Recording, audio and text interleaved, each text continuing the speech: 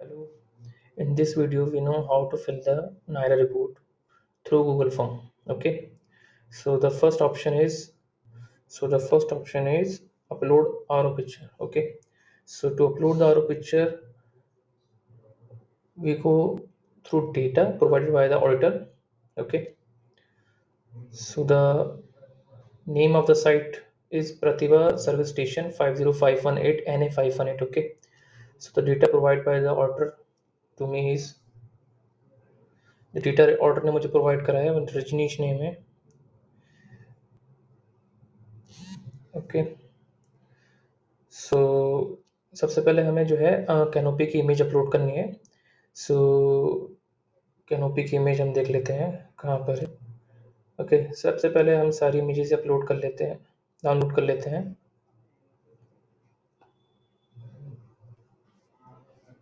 Sorry, ये है Pratibha service station की सारी इमेजेस. ओके.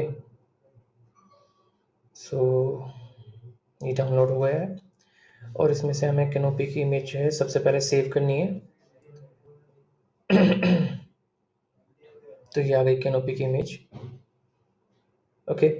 सो हमने जो है इसको सेव कर लिया है और हमारी गैलरी में चला गया है ये. अब इसको सेव अपलोड आरो पिक्चर में जाएंगे. Okay. Browse files, then this is our canopy image of Pratibha service station. ये अपलोड हो गया है. ठीक है. नेम ऑफ द आरो आपको चेकशीट पे मिल जाएगा. ओके. एंड ट्रैकर पे मिल जाएगा. तो मैं चेकशीट के थ्रू जाऊंगा. सो सबसे पहले मुझे इसका CMS कोड पता होना चाहिए 50518. So this is the SAP code. Okay, Pratibha service station, you can see here. So I have to copy the name of service station. Copy कर लेते हैं इसके नेम को and then name of the R में हम इसको paste कर देंगे. ओके. बेसिकली कॉपी पेस्ट है शुरू में. R code. So R code means CMS code. So the CMS code is this.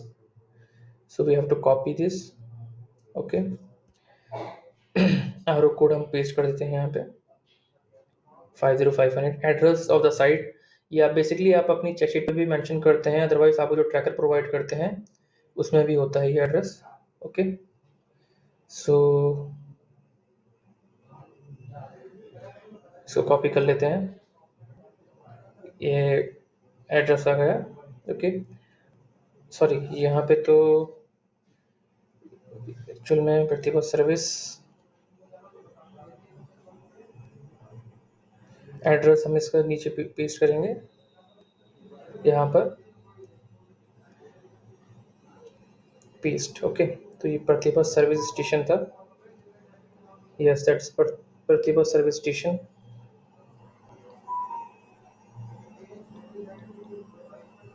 Okay. Name CMS code address हो गया. डिस्ट्रिक्ट भी हम ट्रैकर से ले लेंगे. District is Ballia. Okay.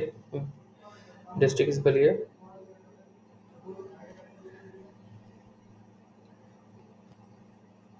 Ballia state Uttar Pradesh है.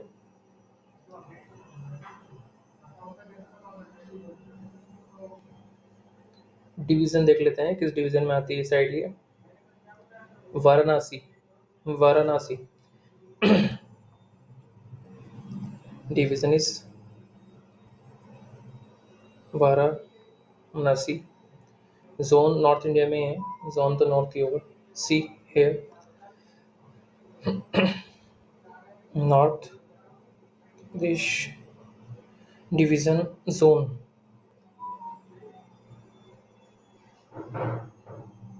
North. Name of the contact person is also mentioned on the your check sheet. Mr. Balveer Singh. Mr. Balveer Singh.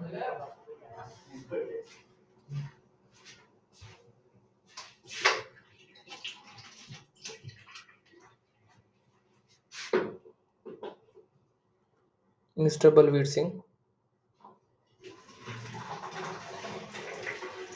Then the contact number of the Mr. Balveer Singh is 96212 996,212। Actually आपको इसमें कम समय लगेगा क्योंकि check sheet आपके सामने ही रखी होगी, तो बिकॉज मैं टैब से इधर जा रहा हूँ फिर इधर स्क्रॉल कर रहा हूँ, तो इस वजह से मुझे टाइम लग रहा है। 67272 67272 Name of the power supply company. Name of the power supply company is also mentioned on your bill if the electricity bill is available. So you can mention the name of the power supply company. But in this case, I have gone through the image. मैंने images देखी हैं, इसके अंदर electricity bill नहीं है.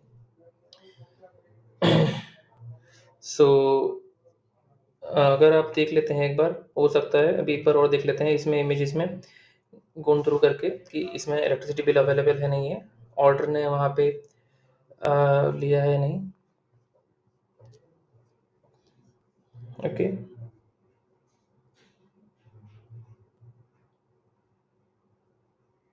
I think yes, electricity bill is available, and the name of the power supply company is PVVNL. So we mentioned the name of the power supply company, PVVNL. Okay, the types of power connection. Types of power connection is basically mentioned on your check sheet. Three phase connection है यहाँ पे connection three phase है. Connection three phase है but use single phase कर रहे हैं. आप देखिए पावर सप्लाई जो है वो तो थ्री फेज है. यहाँ पे आप you can see here power supply company is three phase, but basically they use as single phase. Here order mention this three phase supply you available but use single phase as single phase. Okay, so but here we mention the sanction types of power connection. Power connection three phase ही है. Sanction load जिस sanction उन्होंने कहा रखा है load, I think yes sanction load is 8 kilowatt. Okay, basically इसको दो जगह mention करते हैं ऑर्डर, आप देख पा रहे होंगे यहाँ पर 8 किलोवाट है ये 8 किलोवाट. ओके, सो 8 किलोवाट यहाँ पे मेंशन करते हैं order sanction load, and the second time is यहाँ पे मेंशन करते हैं. Okay, so sanction load is 8 kilowatt. You simply mention the 8. Okay, you can not आपको ये सेक्शन जो है ये लोड वाला सेक्शन आपको नहीं फिल करना है. ओके, इसको आपको फिल नहीं करना है बिकॉज ये ऑटोमेटिकली फिल हो जाता है, तो आपको बेसिकली इसको फिल नहीं करना है इस वाले पॉइंट को.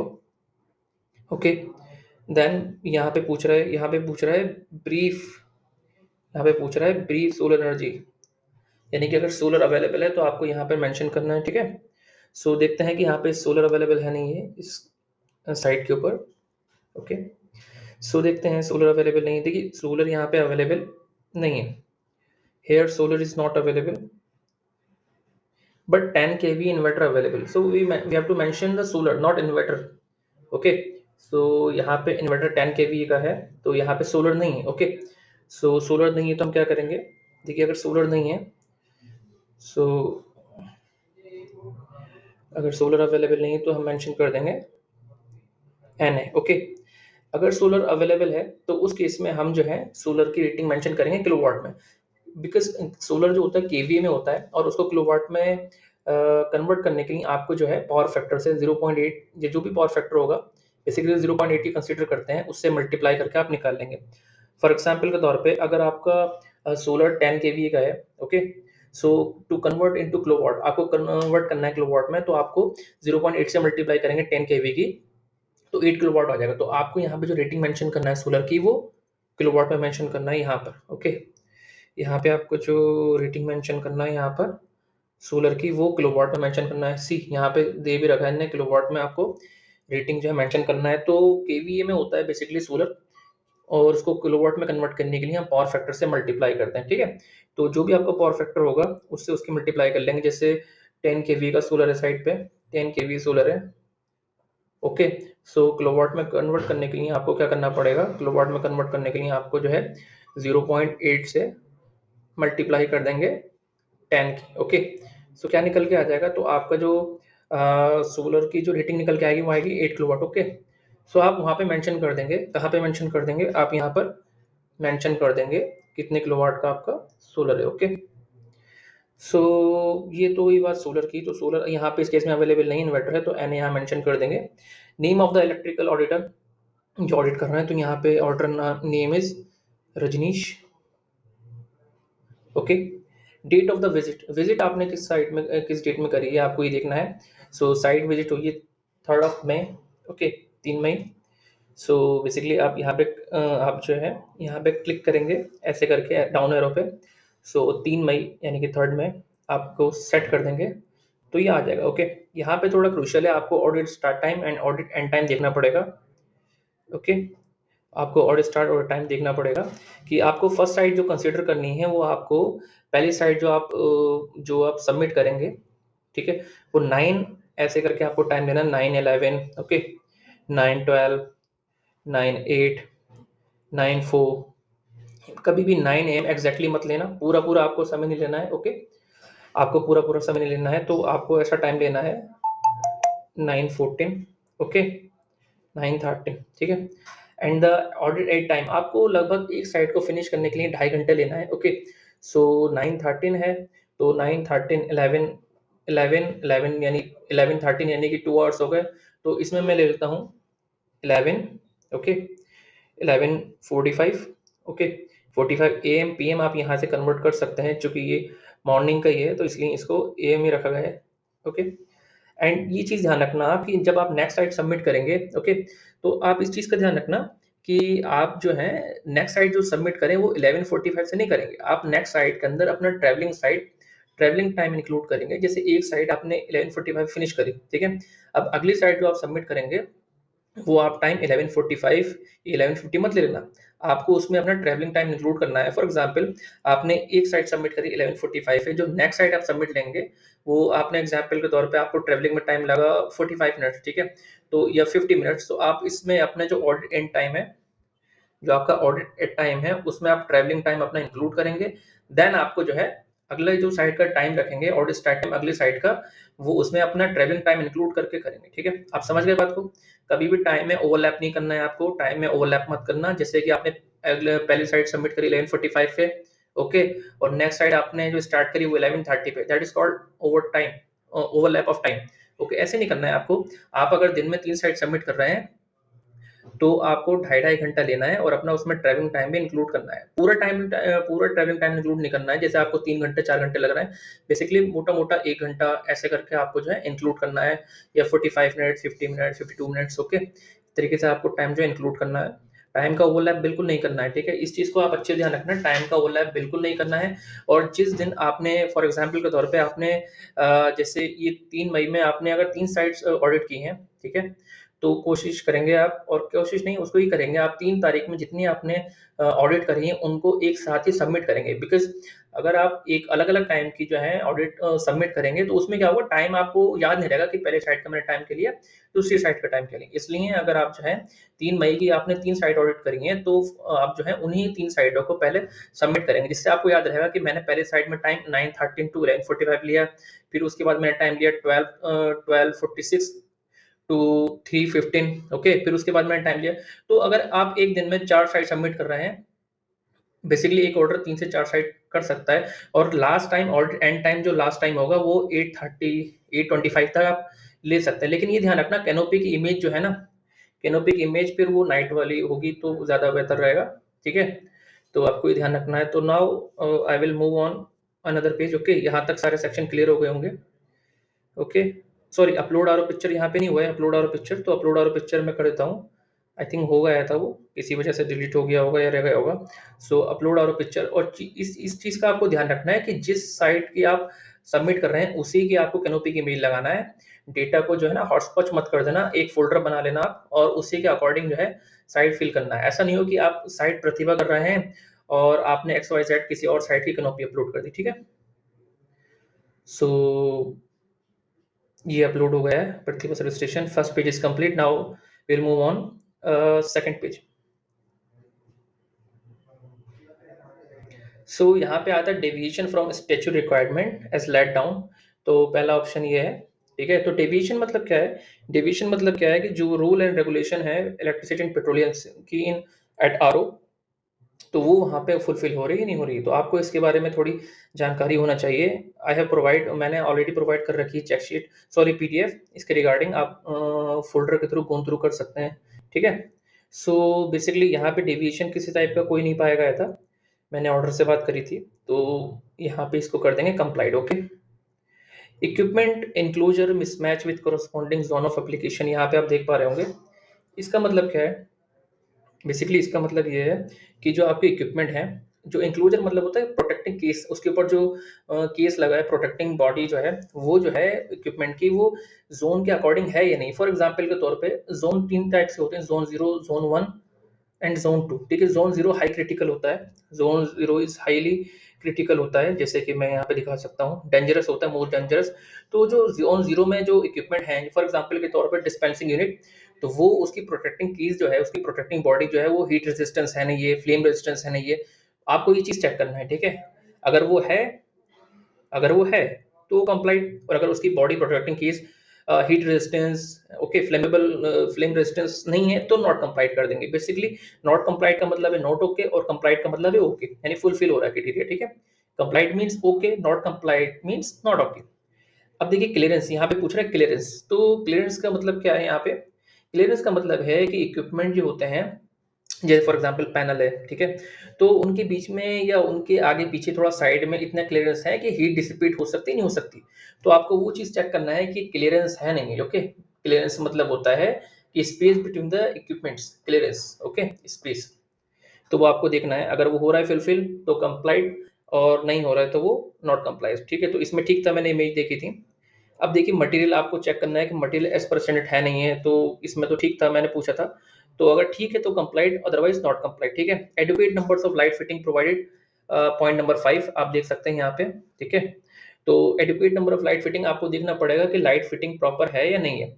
ओके, अगर आपको ऐसा लगता है कि लाइट फिटिंग प्रॉपर नहीं है, तो आप एक्शन ले सकते हैं। Okay, adequate number of light fitting का मतलब ही यही है कि अगर आपको ऐसा लग रहा है कि कहीं पे लाइट्स या लक्स कम है, so you have to take action. Okay, so इसमें ठीक था, कंप्लाइट कर दिया मैंने। Protection system is not operating, तो प्रोटेक्शन सिस्टम मतलब बेसिकली क्या है? देखिए, प्रोटेक्शन सिस्टम मतलब है यहाँ पे आपके जो है एम सी सी बीज हैं, E L C B, R C C Bs. ठीक है, तो यहाँ पे तो इस टाइप का कुछ नहीं था, तो यहाँ पे मैंने एक्शन ले लेता हूँ, यहाँ पे मैं लिख देता हूँ not complied. Okay, electrical panel available, not available, ये आपको देखना पड़ेगा। ये आप कहाँ देखेंगे? ये आप अपनी चेकशीट के अंदर आप देख सकते हैं, यहाँ पे इलेक्ट्रिकल पैनल अवेलेबल। ठीक है, तो यहाँ पे चेक कर रखा है ऑर्डर ने, तो इसका मतलब इलेक्ट्रिकल पैनल अवेलेबल है, तो आप यहाँ पे कर देंगे कंप्लाइड। ओके, अगर अदरवाइज इलेक्ट्रिकल पैनल नहीं है तो नॉट कंप्लाइड कर देंगे। ठीक है, whether minimum 2 number of emergency shut down switch. Okay, 2 number of ESD available है नहीं है आरओ पे, देखिए 2 होना चाहिए ESD, emergency shutdown switch, in case of अगर कोई कुछ फैटल कुछ हो जाता है, कोई हादसा हो जाता है ना, तो उस केस में जो है पंप को पूरी तरह कंप्लीटली शट डाउन करने के लिए जो है हमारे पास 2 आरओ पर ईएसडी होना चाहिए, इमरजेंसी शटडाउन बटन। कहाँ कहाँ पे? सेल्स रूम में एंड इलेक्ट्रिकल पैनल रूम में। ओके, तो देखते हैं यहाँ पे अवेलेबल है नहीं है साइट पे। सो साइट पर देखते हैं, साइट पर देखिए आप देख सकते हैं यहाँ पे साइट पे ईएसडी अवेलेबल नहीं है। ठीक है, ईएसडी अवेलेबल नहीं है। यहाँ पे ईएसडी देखते हैं हम, और यहाँ पे ईएसडी देखते हैं, और यहाँ पे जो है हम देखते हैं बेसिकली उसके इमरजेंसी पुश बटन जैम तो नहीं है। जब वो एग्जिस्ट ही नहीं कर रहा है तो जैम की तो कोई बात ही नहीं आती है। ठीक है, तो 2 ईएसडी नॉट अवेलेबल, सो हम जो है इसमें लिख देंगे नॉट कंप्लाइड। ठीक है, ये ध्यान रखने वाली बात है पॉइंट नंबर 8 में कि अगर ईएसडी 1 होगा तब भी नॉट कंप्लाइड होगा, अगर 1 नहीं भी होगा, मतलब 2 होना चाहिए, अगर 1 होगा तब भी नॉट कंप्लाइड, 0 होगा तो भी नॉट कंप्लाइड। ओके, आपको ये पॉइंट ध्यान में रखना है। अब आता है point emergency push button functional. Emergency push button functional की बात हो रही है, तो फंक्शनल तो जब भी होगा ना जब वो एग्जिस्ट करेगा। इमरजेंसी पुश बटन फंक्शनल तो तभी होगा जब वो एग्जिस्ट करेगा, तो इसमें तो एग्जिस्ट ही नहीं कर रहा है, तो हम इस पॉइंट को छुएंगे नहीं। अगर नॉट कंप्लाइड है, अगर अगर जो है आर पर ईएसडी अवेलेबल नहीं है, ओके, पंप पे ईएसडी अवेलेबल नहीं है, तो पॉइंट नंबर 9 को आपको टच नहीं करना है। Okay, next one is point number 10, under voltage over voltage phase unbalance production not working. So देखते हैं ऑर्डर ने क्या लिखा है वहां पे। ओके, सो यहाँ पे देख सकते हैं आप, ऑर्डर ने जो मेंशन करा है यहाँ पे लिखा है ओके। ठीक है, तो that mean they find that the such types of production is okay and working. Okay, so हम भी यहाँ पे जो है ओके दिखा देंगे। ओके, कंप्लीट कर दिया है। न्यूट्रल स्नैप आप देख पा रहे होंगे, न्यूट्रल स्नैप फेस, यहाँ पर neutral snap face failure protection and any other leakage current protection device available and functional. Availability की बात हो रही है और फंक्शनलिटी की बात हो रही है। तो सबसे पहले first of all we check कि electrical current leakage protection device यानी ELCBs। ओके ओके, RCCBs हैं, ये अवेलेबल है नहीं है। तो जैसे कि हमने देखा था कि इन this case, in this RO there is no safety device here, order mention that, here order mention NA। Okay, देख सकते हैं आप HRC MCCB is this section order mention NA। so in this case so in this case we pick as a not complied। Okay, because not complied हो रहा है यहाँ पे क्योंकि कोई सेफ्टी डिवाइस अवेलेबल नहीं है। ओके, अब देखते हैं point number 12, meter not indicating और रिकॉर्डिंग। तो बेसिकली मीटर का मतलब यहाँ पे एमीटर एंड वोल्ट मीटर से है, तो देख लेते हैं।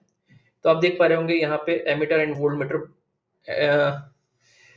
एमीटर एंड वोल्ट मीटर आप देख पा रहे होंगे यहाँ पे एमीटर एंड वोल्ट मीटर और अवेलेबल एंड फंक्शनल चेक कर रखा है ऑर्डर ने। ठीक है, सो दैट मीन यहाँ पे हो जाएगा कंप्लाइड। ओके, यहाँ पे हो जाएगा कंप्लाइड, यहाँ पे हो जाएगा complied. Grounding and lighting protection system, so आप यहाँ देखते हैं ग्राउंडिंग लाइटिंग प्रोटेक्शन, इसके लिए आपको कंसीडर करना पड़ेगा LA अवेलेबल है या नहीं। ओके, सो आप देखते हैं LA अवेलेबल है नहीं है। So LA is mention at this point where you can see that lightning arrestor, यहाँ पे lightning arrestor is not available। okay, lightning arrestor is not available। so आपको इसमें कुछ जो है पिक नहीं करना है। okay, अगर LA अवेलेबल नहीं है तो आपको 13 पॉइंट को कुछ नहीं करना है। ओके, ना तो कंप्लाइड करना, नॉट कंप्लाइड करना। बेसिकली अगर आप इसमें कोई भी पिक नहीं करते हैं चूज में, ना तो कंप्लाइड आप पिक करते हैं ना ही नॉट कंप्लाइड, तो बेसिकली इसका मतलब ये है कि वो उसकी कोई ना रिकमेंडेशन जाएगी ना कुछ जाएगा, वो ठीक है। उसको आप अगर कोई चीज अवेलेबल नहीं है तो उसको आप पिक मत करो। In this case grounding and lightning protection system है। Okay, point number 14 is electrical equipment are earth as per the recommendation. तो देखिए पॉइंट नंबर 14 में अगर आपको कहीं पे भी, अगर आपको किसी भी एक इक्विपमेंट की अर्थिंग ब्रेक मिलती है, ठीक है, किसी भी इक्विपमेंट की अर्थिंग ब्रेक मिलती है, जैसे यहाँ पे आप देख सकते हैं डिजिटल टायर इन्फ्लेटर की अर्थिंग नहीं है। ओके, और एयर कंप्रेसर की भी अर्थिंग नहीं है।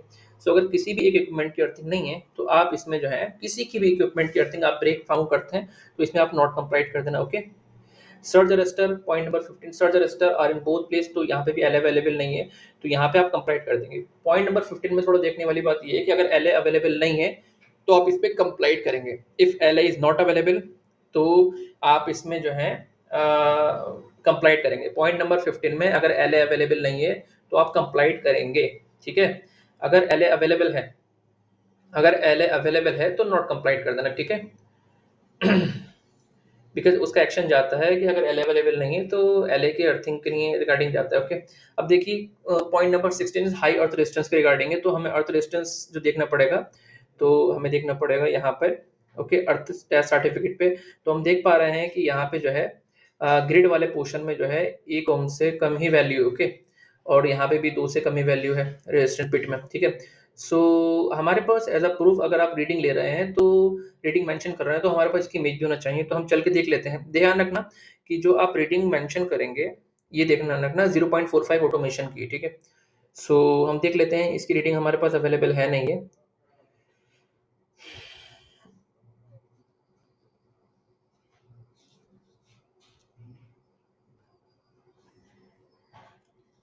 देखिए 0.45 हमारे पास रीडिंग अवेलेबल। ओके, सो ठीक है। तो और देखिए और बाकी जो है टैंक की अर्थपिट जो है बरीड कंडीशन में है और DG की अर्थपिट भी एक है। दैट मीन DG की 2 होना चाहिए सेपरेट फॉर न्यूट्रल अर्थिंग, यहाँ पर एक है। ऑटोमेशन की भी 2 होना चाहिए, यहाँ पर एक है। ठीक है, क्योंकि IS 0043 के अकॉर्डिंग। ठीक है, तो आप क्या करेंगे, आप रिपोर्ट में आएंगे और हाई अर्थ रेजिस्टेंस में आप कर देंगे कंप्लाइड, क्योंकि कोई भी वैल्यू 1 ओम से ऊपर नहीं जा रही है, इसलिए आप 0.45 बिलो द 1 ओम। ओके, तो आप इसको कंप्लाइड कर देंगे। इंसुलेशन कंडीशन आपको देखो most of the time 1 mega ohm से ज़्यादा ही होना चाहिए और मिलती भी 1 मेगा ओम से ज़्यादा ही है। ओके, तो इंसुलेशन कंडीशन आप ध्यान रखना, अगर आप कंप्लाइड कर रहे हैं तो आपकी जो वैल्यू होना चाहिए वो 1 मेगा ओम से ऊपर होना चाहिए। ठीक है, इंसुलेशन कंडीशन तभी एडुकेट होगी जब आपकी वैल्यू या कंप्लाइड होगी जब आपकी वैल्यू जो है इंसुलेशन की 1 मेगा ओम से ज़्यादा होगी। Okay, point number 18 is electrical panel earthing के बारे में बात हो रही है। इलेक्ट्रिकल पैनल अर्थिंग, ओके, कि इसकी जो है आपको देखना पड़ेगा 2 पॉइंट पर अर्थिंग है नहीं, यानी कि डबल अर्थिंग है या नहीं। अगर सिंगल है तो भी ओके नहीं है। ओके, तो अगर नहीं है तो भी वो नॉट ओके, यानी कि हर हाल में आपकी इलेक्ट्रिकल पैनल की अर्थिंग 2 पॉइंट होना चाहिए। तो देखते हैं कहाँ पे आप देखेंगे, आपको एक बार थोड़ा देखना पड़ेगा कि आपको देखना कहाँ पे इलेक्ट्रिकल पैनल की अर्थिंग तो आप देख पाएंगे कि यहाँ पर ऑर्डर में मेंशन कर रहा है इलेक्ट्रिकल पैनल अर्थिंग 1 पॉइंट, एक ही पॉइंट पे है, ओनली 1 है। तो आप इसमें क्या करेंगे, आप इसमें एक्शन लेंगे definitely, because the electric panel should be earth at 2 point, so you have to take action as not complied. Okay, story tank earthing at 2 point, आपको देखना पड़ेगा स्टोरी टैंक की अर्थिंग 2 पॉइंट पे है नहीं, जस्ट लाइक इलेक्ट्रिकल पैनल। तो देखिए यहाँ पे ऑर्डर ने मेंशन करा है स्टोरेज टैंक की अर्थिंग नॉट विजिबल। ओके, तो अगर स्टोरेज टैंक की अर्थिंग नॉट विजिबल है तो आपको कंटिन्यूटी चेक करना पड़ेगी, you have to check the continuity. Okay, so इनसे मेरी बात हुई थी, विजिबल नहीं थी लेकिन उसकी कंटिन्यूटी आ रही थी। ओके, अगर कंटिन्यूटी आ रही है तो ठीक है, और अगर अदरवाइज कंटिन्यूटी नहीं मिल रही तो आपको एक्शन लेना पड़ेगा। ठीक है, तो यहाँ पे मैं इसको मेंशन कर देता हूँ कंप्लाइड। आपको कंटिन्यूटी हर हाल में चेक करना है, अगर अर्थिंग विजिबल नहीं है तो आपको जो है कंटिन्यूटी चेक करना पड़ेगी। और कंटिन्यूटी चेक कैसे करना है और समथिंग लाइक दैट, तो इसके लिए मैं आपको लास्ट में एक नंबर प्रोवाइड कर दूंगा। ठीक है, सो आप उस पर उनसे पूछ सकते हैं, मिस्टर धीरेन्द्र से। आप देखिए, अब अगला पॉइंट है डिस्पेंसिंग यूनिट की अर्थिंग भी 2 पॉइंट पे होना चाहिए। बेसिकली डिस्पेंसिंग यूनिट की अर्थिंग भी 2 पॉइंट पे होना चाहिए। तो आप देख सकते हैं कि डिस्पेंसिंग यूनिट की अर्थिंग 2 पॉइंट पे है या नहीं। ठीक है, तो आप यहाँ पे देख पा रहे होंगे कि डिस्पेंसिंग यूनिट की अर्थिंग जो है यहाँ पे जो है 1 पॉइंट पे, और होना कितने पॉइंट पे चाहिए, 2 पॉइंट पे। ओके, मिनिमम 2 पॉइंट पे होना चाहिए। तो यहाँ पे क्या करेंगे, यहाँ पे एक्शन लेंगे, यानी कि हम नॉट कंप्लाइड कर देंगे। ठीक है, तो नॉट कंप्लाइड हो गया। यार्ड लाइट की अर्थिंग देख लेते हैं, यार्ड लाइट की अर्थिंग है या नहीं है। तो यार्ड लाइट की अर्थिंग आप कहाँ देखेंगे, यार्ड लाइट की अर्थिंग जस्ट यहाँ पे देखिए, यार्ड लाइट की अर्थिंग की just in front of yard light earthing okay दे रखा है, तो यहाँ पे भी इसको ओके कर देंगे, यहाँ पे ओके कर देंगे। ध्यान रहे अगर कोई चीज पॉजिटिव है, ठीक है, तो उसमें आपको कंप्लाइड नॉट कंप्लाइड करने की जरूरत नहीं। फॉर एग्जांपल के तौर पे डिजिटल टायर इन्फ्लेटर है। ओके, अगर इसकी अर्थिंग अवेलेबल है तो अगर आप इसको पिक नहीं भी करेंगे ना तो भी वो ओके हो जाएगा। अगर आप इसमें कंप्लाइड नॉट कंप्लाइड में कुछ भी पिक नहीं करते हैं, 22 नंबर को ऐसे ही छोड़ देते हैं, तो दैट मीन अगर जो चीज पॉजिटिव है अगर आप उसको टच नहीं भी करते हैं तो वो पॉजिटिव ही रहेगा। ठीक है, जैसे पॉइंट नंबर 22 है। ठीक है, पॉइंट नंबर 22 में क्या है, डिजिटल टायर इन्फ्लेटर। ठीक है, डिजिटल टायर इन्फ्लेटर की अर्थिंग यहाँ पे अवेलेबल नहीं है। ओके, तो आप क्या करेंगे, you have to take action not complied. Signage की अर्थिंग देख लीजिए, साइनेज की अर्थिंग अवेलेबल है नहीं है, तो साइनेज की अर्थिंग बेसिकली यहाँ पे अवेलेबल है, आप देख पा रहे होंगे कि साइनेज की अर्थिंग अवेलेबल है। ओके, साइनेज की अर्थिंग अवेलेबल है, तो साइनेज की अर्थिंग अवेलेबल है तो हम इसमें क्या कर देंगे, कंप्लाइड। ठीक है, डिकंटेशन पॉइंट आपको देख सकते हैं, लोडिंग पॉइंट डिकंटेशन पॉइंट की अर्थिंग है नहीं है, मिनिमम 1 पॉइंट पे। सो देखिए डिकंटेशन पॉइंट यहाँ पे एग्जिस्ट ही नहीं कर रहा है। ओके, सो यहाँ पे डिकंटेशन पॉइंट की आई थिंक अर्थिंग नहीं है, यहाँ पे ऑर्डर एनए कर रखा है, तो you have to take action. Okay, for decantation point. Unloading के लिए तो होना ही चाहिए ना, क्योंकि इलेक्ट्रिकल जो डिस्चार्ज होता है वो डिसिपेट, जो चार्ज को डिसिपेट करने के लिए at the time of decantation, so it should be available. Okay, at the RO, तो इसके लिए नॉट कंप्लाइड कर देंगे। अब देखते हैं air compressor earthing. Air compressor earthing देखते हैं, एयर कंप्रेशर अर्थिंग देख आप देख सकते हैं, देखिए कि एयर कंप्रेशर अर्थिंग जो है यहाँ पे अवेलेबल नहीं है, एयर कंप्रेशर अर्थिंग अवेलेबल नहीं है। Okay, so what should we do, we take action, action लेते हैं हम, इसमें नॉट कंप्लाइड कर देते हैं। ओके, लाइटनिंग अरेस्टर देखिए, lightning arrester are in place as per IS 3053। We have already seen that कि यहाँ पे लाइटनिंग अरेस्टर अवेलेबल नहीं है। ठीक है, तो हमें इसमें कुछ भी पिक करने की जरूरत नहीं है। ओके, यहाँ पे हमें कुछ भी करने की जरूरत नहीं है, तो इसको ऐसे ही छोड़ देंगे, लाइटिंग रजिस्टर बिकॉज अवेलेबल नहीं, तो 26 नंबर पे हम कुछ नहीं करेंगे। ठीक है, यहाँ पे पूछ रहा है अर्थ ग्रिड रेजिस्टेंस, ठीक है, it should be less than 1 ओम। सो हमने देख रखा है कि अर्थ की ग्रिड के रेजिस्टेंस लेस देन 1 ओम ही है, 0.45 लाइक है, और बाकी बरीड है। तो यहाँ पे वैल्यू की बात हो रही है, तो यहाँ पे वैल्यू जो है आप देख सकते हैं रिपोर्ट के अर्थ सर्टिफिकेट के ऊपर कि यहाँ पे वैल्यू जो है ग्रिड की वो लेस देन 0.1 ओम है, लेस देन 1 ओम है, 0.45 है। दैट मीन यहाँ पे जो है इसको कंप्लाइट करना पड़ेगा, ग्रिड रेजिस्टेंस कंप्लाइट हो जाएगा। एक चीज ध्यान रखना, अगर आप 27 नंबर पे कंप्लाइट कर रहे हैं, ओके, सो आपको जो है 29 भी कंप्लाइट ही करना पड़ेगा। ओके, अगर 27 कंप्लाइट कर रहे हैं तो 29 भी कंप्लाइट करना पड़ेगा, बिकॉज बेसिकली इन दोनों में सेम ही ऑप्शन आपको पिक करना है। किस किस में आपको पिक करना है, 27, ओके, और 29 में आपको हमेशा सेम ही ऑप्शन रखना है कि अगर 27 कंप्लाइड है तो 29 भी कंप्लाइड होगा, 27 नॉट कंप्लाइड है तो 29 भी नॉट कंप्लाइड ही होगा। ओके, सो यहाँ पे हम इसको 27 को कंप्लाइड करा था। ओके, तो 29 भी कंप्लाइड ही कर दें। ओके, अब आते हैं 28 पे। तो 28 पे बेसिकली हम देखते हैं कि effectiveness of the earthing system as per Indian standard 3043। आपको पता है कि IS 3043 बहुत डिटेल में बात करता है अर्थिंग के रिगार्डिंग। ओके, सो किस तरीके अर्थिंग को मेंटेन करना है, उसकी किस तरीके से हमें उसको अर्थिंग लगवाना है, तो सब इसमें डील करता है IS 3043। तो आपको जो है इस चीज़ का ध्यान रखना है, IS 3043 के अकॉर्डिंग हमें इसमें चलना है। ओके, तो आप अर्थिंग वाले पेज में आ जाएंगे, आप देख पाएंगे कि अर्थिंग वाले पेज के अंदर आप देख पाएंगे कि ऑटोमेशन की केवल एक अर्थ पिट है और टैंक की 2 अर्थ पिट है, एक डीजी का earth pit. Okay, so what should we do, so हमें इसमें जो है ऑटोमेशन की एक अर्थ पे लेना है और डीजी की, क्योंकि because DG for DG neutral to output should be available. Okay, so हम इसमें क्या करेंगे, तो हम इसमें जो है ऑटोमेशन के लिए एक लेंगे और एक डीजी के लिए लेंगे अर्पिट। ठीक है, तो यहाँ पे हम देख सकते हैं, यहाँ पे हम करेंगे नॉट कंप्लाइड। ओके, यहाँ पे नॉट कंप्लाइड और यहाँ पे हमें लिखना पड़ेगा। ओके, थोड़ा सा लिखना पड़ेगा, क्या लिखेंगे हम कि टोटल 4 अर्पिट अवेलेबल ऑटो, यही लिख दीजिए कि earthing system was not satisfactory, earthing system was not satisfactory, total 4 output available, total 4 outputs are available, 4 output available, total 4 output available. However, um, however,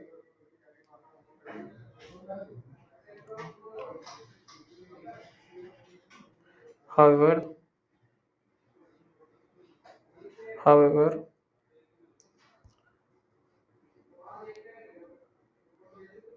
however, two tank and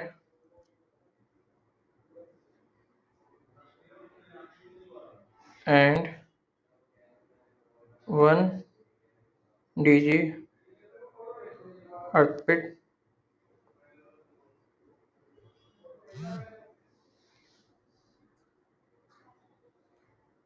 found in buried condition. आपको इसमें काफ़ी थोड़ा elaborate करके लिखना है, आपको काफ़ी detail में लिखना है 28 पॉइंट में। अर्पिट की कंडीशन, अगर अर्पिट वैलिड है तो वैलिड लिखना है, कौन सी वाली अर्पिट वैलिड है ये वो भी आपको इसमें लिखना है। ठीक है, तो DG earth pit found in buried condition, यहाँ पे बात हो गई। अब आप क्या करेंगे, तो आप यहाँ पे लिखेंगे, अब देखिए आप रिकमेंडेशन देंगे किस किस चीज़ की। आपको 2 रिकमेंडेशन देना है इसमें, एक तो आपको देना है ऑटोमेशन की, एक और अर्पिट आपको लगवानी है, डबल होना चाहिए। ठीक है, और बरीड जो है उनके लिए मेंटेन करने के लिए आपको जो है अर्पिट देनी है। ठीक है, और सॉरी रिकमेंडेशन देनी है। और जहाँ तक बात रही डीजी की, 2 होना चाहिए, तो डीजी की यहाँ पर 1 है, तो डीजी न्यूट्रल की हम बिल्कुल लास्ट में देते हैं, डीजी वाले पॉइंट में जाके हम एक्शन देते हैं डीजी न्यूट्रल का। ओके, सो यहाँ पे आते हैं वेट कंडीशन। अब आप यहाँ पे क्या करेंगे, रिकमेंडेशन देंगे। So it is recommended to provide one more output for automation and also maintain output as per IS 3043। ठीक है, ये पॉइंट यहाँ पे कंप्लीट हो गया। अगर आप पाते हैं कि कोई अर्पिट वेल्डेड है या अर्पिट के वेल्डेड कनेक्शन है, तो उस केस में रिकमेंडेशन जो बनती है, जैसे आपने पाया कि 2 अर्पिट वेल्डेड कनेक्शन है, ठीक है, तो it is recommended to provide nut bolt connection instead of welded connection. ठीक है, क्योंकि वेल्डेड कनेक्शन से क्या होता है, स्ट्रिप और अर्पिट अलग अलग नहीं हो पाती हैं, उनकी दोनों की वैल्यू नहीं आ पाती, तो इसलिए नेटबोर्ड कनेक्शन से क्या होता है, इसे खोल लेते हैं। ओके, तो ठीक है, यहाँ तक पॉइंट हो गया, यहाँ 29 भी हो गया।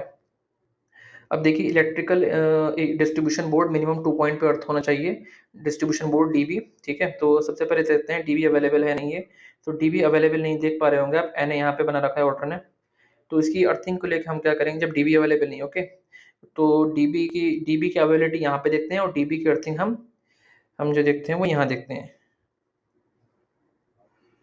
ठीक है, यहाँ पे देखते हैं, ये आपको दिख पा रहा हो electrical distribution board minimum 1 point. Okay, so what should we do, हम इसमें जो है इसको कंप्लाइट भी कर सकते हैं या इसको हम ऐसे भी छोड़ सकते हैं। ओके, तो इसको छोड़ दिया क्योंकि यहाँ पे डीबी अवेलेबल नहीं था। अगर डीबी की डबल अर्थिंग है तो आप कंप्लाइट करेंगे, डीबी की सिंगल अर्थिंग है तो नॉट कंप्लाइट करेंगे। अगर डीबी अवेलेबल नहीं है तो इसको या तो चूज छोड़ दीजिए या कंप्लाइट छोड़ दीजिए। ओके, अब देखिए production system is not operating.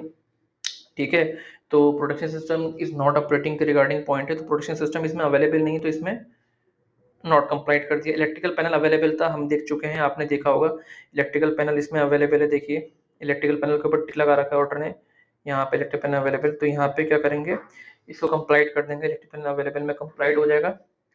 2 ESD button हम ऊपर ऑलरेडी देख चुके हैं। अब देखिए कुछ पॉइंट रिपीट होंगे इसके अंदर। तो we have already seen that ESD is not available, you can see that ESD is not available.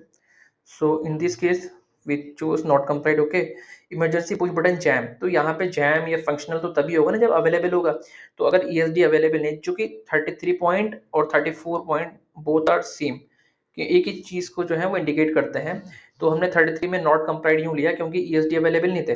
अब 34 में क्या होगा, 34 में हम कुछ भी पिक नहीं करेंगे क्योंकि ESD अवेलेबल नहीं है। तो यहाँ पे जैम और नॉट जैम कैसे हो सकता है कोई भी चीज जब वो अवेलेबल नहीं, तो हम 34 में कुछ भी पिक नहीं करेंगे, जैसे कि हमने ऊपर पिक नहीं करा था। अगर ESD अवेलेबल नहीं है तो 34 में कुछ नहीं करेंगे, बट 33 में नॉट कंप्लाइंट कर देंगे जिससे कि वो ESD अपनी RO पे प्रोवाइड कर सकें। ओके, अब देखिए under voltage, over voltage, phase and police protection, ये हम पहले ही देख चुके हैं।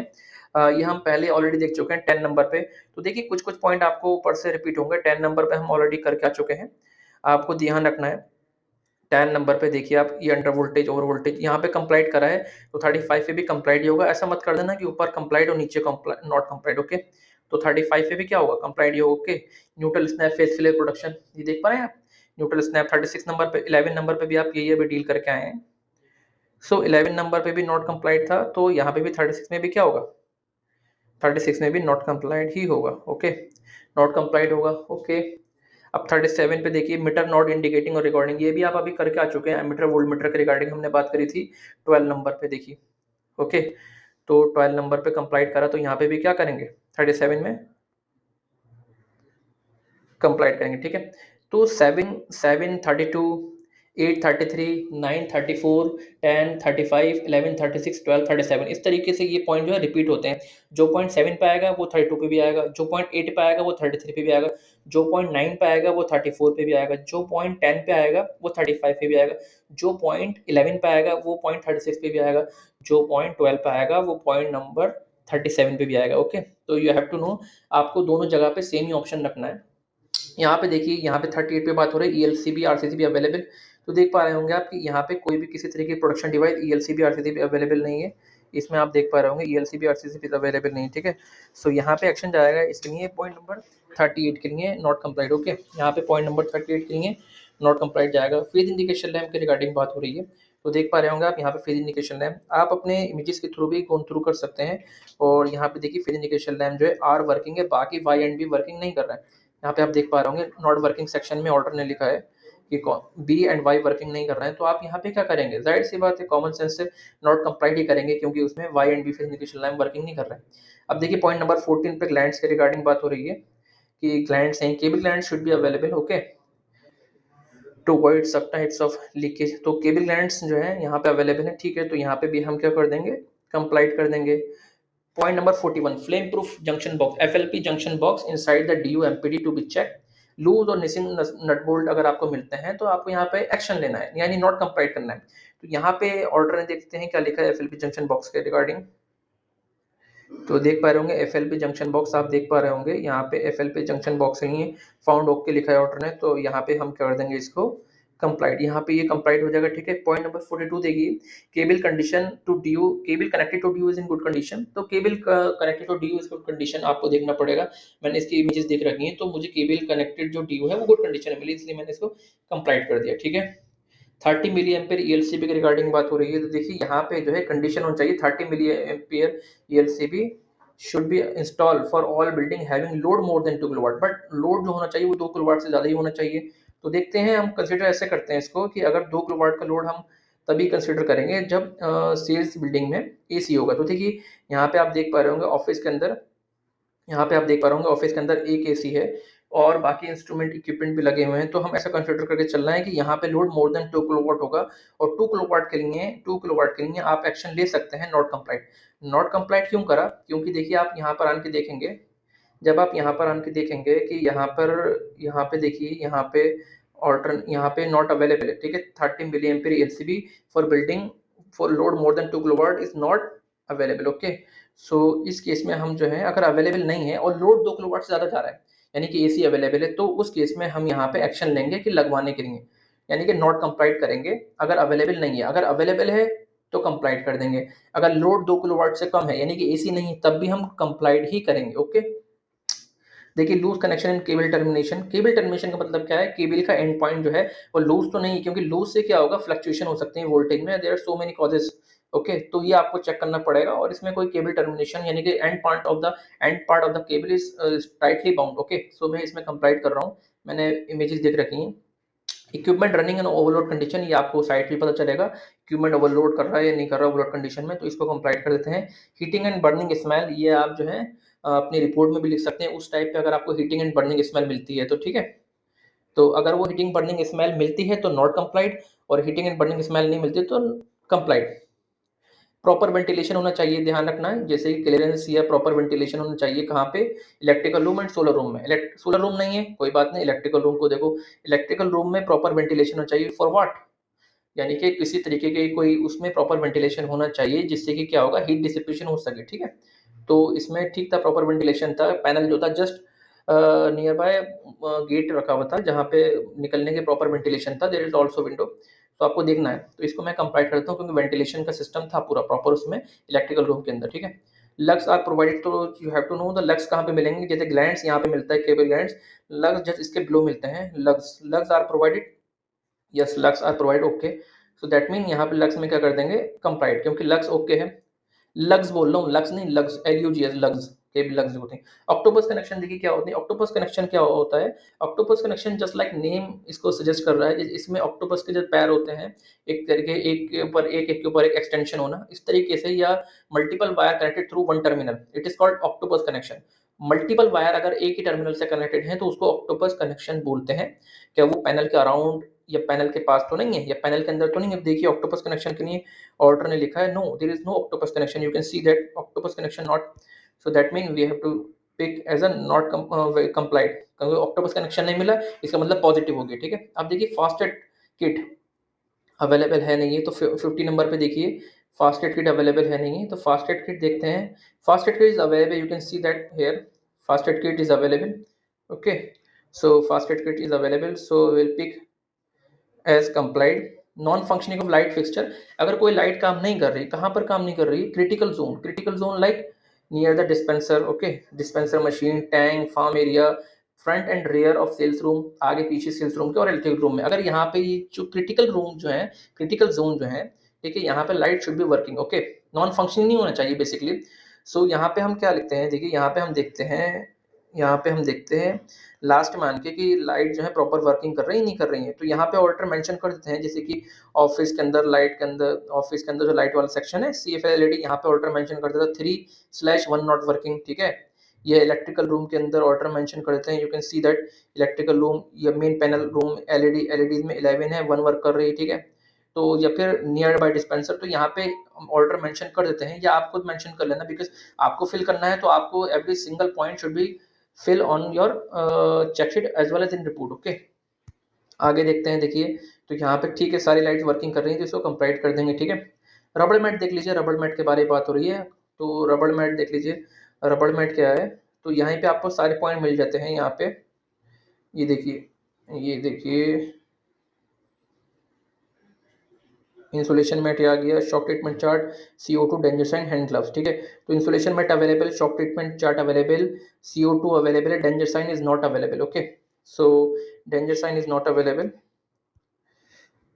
तो रबड़ मैट अवेलेबल है, इसको कंप्लीट कर देंगे। CO2 भी हमने देख चुके हैं अवेलेबल था, ये सब एक ही पॉइंट पास पास मिलते हैं, देखिए insulation mat, CO2, hand glove, shock treatment chart and danger sign. ठीक है, तो shock treatment chart is also available, you can see shock treatment chart available, danger sign is not available, तो नॉट कंप्लीट कर देंगे। Flame proof torch, ध्यान रखना flame proof torch is important, flame proof torch आप कहाँ देखेंगे, flame proof torch available है, ignition से प्रोटेक्ट करती है, अगर इन केस ऑफ कोई दुर्घटना हो जाती है तो नेम ही सजेस्ट कर रहा है कि ये है फ्लेम प्रूफ टॉर्च, इसी की तरीके से कोई कंबशन नहीं होता है, अगर इग्निशन यानी कि गैसेस जो है निकल रही हैं, तो बेसिकली नॉर्मल टॉर्च से थोड़ी सी अलग टॉर्च होती है जो कि फ्लेम प्रूफ होती है, इग्निशन नहीं करती है बेसिकली, ये किसी टाइप पर डिस्चार्ज नहीं करती है, जिससे कि हीट जो है, जिससे कि क्या है फायर का सिनेरियो बने। ओके, तो आपको देखना पड़ेगा, तो ये अवेलेबल है, इसको कंप्लीट कर देंगे। ठीक है,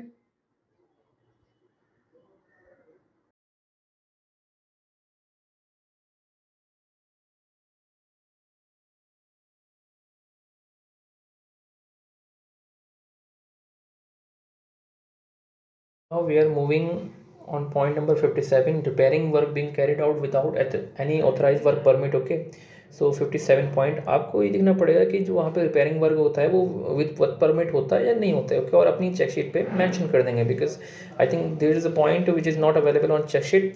सो 57 पॉइंट पे आपको ये मेंशन करना है कि repairing work being carried out without authorise work permit और नॉट. ओके, अगर वर्क परमिट के साथ हो रहा है तो कंप्लाइड, और अगर नहीं हो रहा है तो नॉट कंप्लाइड. ओके, बेसिकली इतना ही है.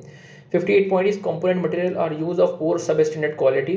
सो आपको ये देखना पड़ेगा कि जो मटेरियल वहाँ पे यूज़ हो रहा है, कंपोनेंट मटेरियल जो है, component material are use for poor sub standard quality और नॉट. ओके, सो आपकी क्वालिटी से उसको आपको जो है डील करना है, और अगर वो क्वालिटी ठीक पाते हैं आप तो उसको जो है कंप्लाइड कर देंगे, अदरवाइज नॉट कंप्लाइड. तो मैंने ऑर्डर से बात कर रखी, सब पढ़ रखा था, तो यहाँ पे ऐसा कुछ नहीं था, सब कंप्लाइड था. 57 58 पॉइंट एंड 59 पॉइंट देखते हैं. यहाँ पे बेसिकली बात हो रही है, यहाँ पे आप देख पाएंगे इसमें, तो इस पॉइंट में हमारी जो बात हो रही है वो हो रही है लेबल्स और टैग मार्किंग और fuelling on equipment, cable feeder, cable वोर आर मिसिंग और नॉट. ओके, सो ये जो पॉइंट है ये आपके टैगिंग से रिगार्डिंग ये तो लेबल्स या टैग मार्किंग या फ्यूलिंग इक्विपमेंट पे या केबल फीडर पे हो चुकी, because there is a bunch of cable at R O. Okay, near bye panel और you can say TV.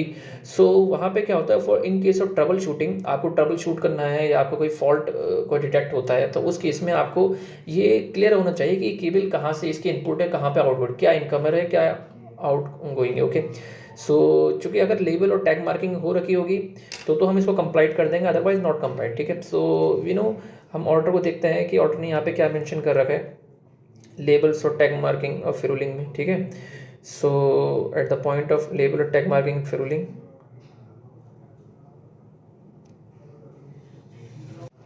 so देख पाएंगे आप लेबल और टैग मार्किंग फ्यूलिंग पे इन्होंने कुछ टिक नहीं कर रखा है. Basically that mean the tagging वो हो नहीं रखी है. ओके, या मार्किंग हो नहीं रखी है.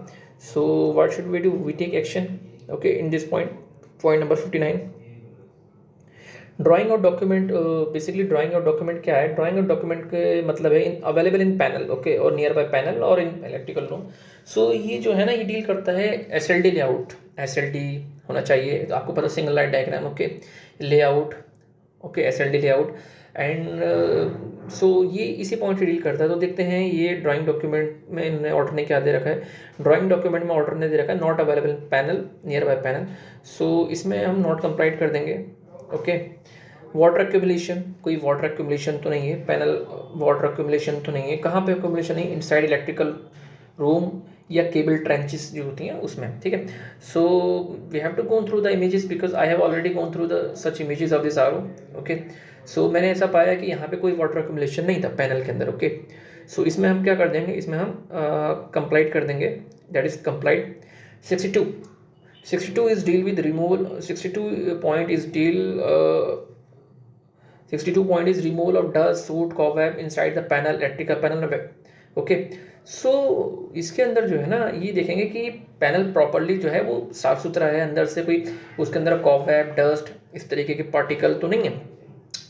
तो चूंकि अगर इसके अंदर हम ऐसा पाते हैं कि पैनल अंदर से जो है inside the panel is not clean, so हम रिकमेंडेशन देंगे कि पैनल को क्लीन कराना चाहिए आपको. ठीक है, सो मैं इसकी इमेजेस मैंने देखी थी और पैनल अंदर से ठीक था, साफ था. आप अपनी इमेजेस देखेंगे या अपनी चेकशीट में मेंशन कर देंगे अगर पैनल गंदा होगा तो इसमें ठीक था पैनल, तो या साफ था, तो इसको मैंने कंप्लीट कर दिया. ओके, अब आपको स्पेयर होल्स देखना है, बिकॉज बेसिकली स्पेयर होल्स क्या है, स्पेयर होल्स जो होता है ना जिससे कि MCB स्लॉट खुले रह गए हैं, तो इस तरीके से जो होता है ना स्पेयर होल से प्रॉब्लम ये होती है कि स्पेयर होल से जो होता है ना कि अगर उसमें रैट, रिटन, चूहे ऐसे तरीके से कुछ घुस गए, ठीक है, या कोई प्रॉब्लम हो गई, तो उस केस में क्या शॉर्ट सर्किट के चांसेस रहते हैं. जैसे अगर ये अनवांटेड जैसे कि रैट वैट घुस गया है ना उसमें एंटर कर गए, तो हो सकता है उसे शॉर्ट सर्किट हो जाए और शॉर्ट सर्किट से बहुत फैटल नुकसान हो सकता है आरओ पे. ठीक है, so to avoid such things we probably close the spare holes in the panel. Okay, so आपको कुछ नहीं करना है, आपको स्पेयर होल्स अगर अवेलेबल पाते हैं पैनल के ऊपर, स्पेयर होल्स हैं तो आप नॉट कंप्लाइड करेंगे, और स्पेयर होल्स नहीं है, ठीक है, तो स्पेयर होल्स नहीं तो कंप्लाइड कर देंगे. ठीक है, okay, check for dry sand. Okay, ये देखिए पॉइंट देखिए, ये check for dry sand is fill in the gap below the pump island. What is the requirement of the dry sand? So basically इसकी requirement यूँ है, क्योंकि आप जानते हैं कि over the time dispensing unit के पीछे जो मोटर लगी होती हैं एसटीपी, तो वो जो होती है ना वो ओवरहीट कर जाती हैं ड्यू टू टेम्परेचर और due to working lots of times they are working. So उसमें क्या होता है कि हीट को डिसिपेट करने के लिए, because the sand is the good conductor of thermal energy, okay.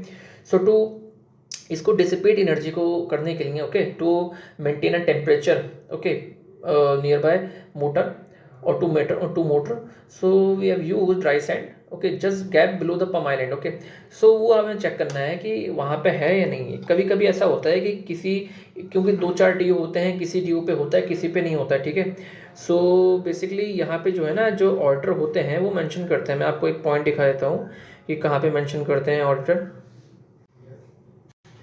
सो आप देखिए यहाँ पे जो है ना, यहाँ पे पॉइंट जो है ये ड्राई सैंड वाला ये ओके कर रखा है ऑर्डर ने, ठीक है। तो हो सकता है यहाँ पे वहाँ पे कुछ ड्यू पे हम एक बार गो थ्रू कर लेते हैं इमेजेस के, ठीक है। तो हमें पता लग जाएगा कि dry sand just below the gap island के है या नहीं है, ठीक है। ड्यू के back side of the DU just below the gap island. सो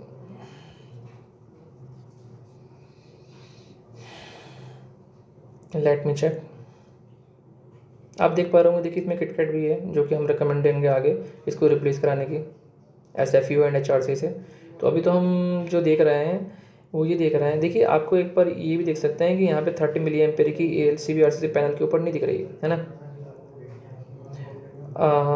हम जो देख रहे हैं वो देख रहे हैं ये इंसुलेशन आ गया कि DU की just below the DU island is there any dry sand available or not, okay. देखिए यहाँ पे अगर आप देखेंगे थोड़ा जूम करके तो यहाँ पे मुझे लगता है यहाँ पे रिक्वायरमेंट है, ठीक है। ये देखिए ये, ओके। तो यहाँ पे रिक्वायरमेंट बनती है, ये देखिए ये, ठीक है। तो यहाँ पे हम क्या कर देंगे, नॉट कंप्लाइड कर देंगे। यहाँ पे हम इसको जो है नॉट कंप्लाइड कर देंगे, ठीक है।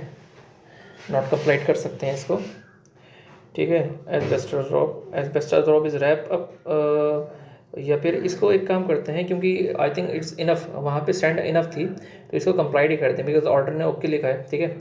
अब आगे देखिए, ensure the asbestos drop, ensure the asbestos drop is wrap, ये पॉइंट देखिए आप 65। इंश्योर कीजिए कि एस्बेस्टस रोप जो है वो प्रॉपर्ली रैप है एग्जॉस्ट पाइप के ऊपर। देखिए एस्बेस्टस रोप क्या होता है, एस्बेस्टस रोप बेसिकली एक टाइट तरीके से उसके ऊपर रैप करते हैं एग्जॉस्ट पाइप के ऊपर, to because we know after working DG जो वर्क करता है तो उसका एग्जॉस्ट पाइप बहुत ज़्यादा ओवरहीट कर देता है, ठीक है। तो उस ओवरहीट से बचाने के लिए एज अ प्रोटेक्टिव डिवाइस हम रैप कर देते हैं एस्बेस्टस रोप, ओके। और दूसरी चीज़ ये भी होती है कि उससे एग्जॉस्ट पाइप से जो टाइटली यूँ भी बाउंड करते हैं कि एग्जॉस्ट पाइप से जो होता है मे भी चांसेस रहते हैं फ्यूम्स या धुआं निकलने के, इस तरीके से, है ना, हार्मफुल केसेस। सो उसके लिए हम एस्बेस्टस रोप जो है उसको यूज़ करते हैं। तो ये कहाँ पे मेंशन करते हैं ऑर्डर, सो ये ऑर्डर कहाँ मेंशन करना चाहिए, ये यहाँ पे मेंशन करते हैं। देखिए यहाँ पे एस्बेस्टस ड्रॉप आप दिख रहा है लिखा हुआ, यहाँ पे मेंशन करते हैं। तो यहाँ पे कुछ मेंशन नहीं कर रहा, बट मैंने इमेजेस देख रखी हैं तो यहाँ पे इसकी रिक्वायरमेंट नहीं थी एस्बेस्टस ड्रॉप की, तो मैं इसको क्या करता हूँ, कंप्लाइट करता हूँ ऑलरेडी, ठीक है। फ्रीक्वेंसी देख लीजिए, यहाँ पे 66 पॉइंट पे फ्रीक्वेंसी से रिगार्डिंग बात हो रही है। DG की फ्रीक्वेंसी जो है वो ठीक नहीं, देखिए 50 हर्ट्ज ±3% चलता है। तो 50 हर्ट्ज प्लस 3% ये हो गया कि 50 हर्ट्ज का 3% 1.5 हो गया, यानी कि 51.5, ओके। और 50 माइनस के 1.5 जो है आपका जो है ठीक है फ्रीक्वेंसी। तो आप देख लीजिए अगर फ्रीक्वेंसी इसके बीच में वैरी हो रही है तो ठीक है, अदरवाइज इससे ऊपर जा रही है या इससे बहुत बिलो जा रही है तो वो वहाँ पे नॉट कंप्लाइड हो जाएगा। तो मैंने ऑर्डर से बात करी थी तो यहाँ पे फ्रीक्वेंसी ठीक थी, तो ये कंप्लाइड कर देंगे। बॉडी अर्थिंग के रिगार्डिंग बात हो रही है, किसकी बॉडी अर्थिंग, DG की बॉडी अर्थिंग। तो ध्यान रखने वाली बात यह है कि DG की जो है ना बॉडी जो है, DG की बॉडी अर्थिंग जो है वो डबल होना चाहिए अगर DG जो है 3 फेज है, और सिंगल फेज कनेक्शन के लिए सिंगल अर्थिंग होना चाहिए, ठीक है, DG बॉडी की। देखते हैं ऑर्डर ने क्या मेंशन करा है वहाँ पे।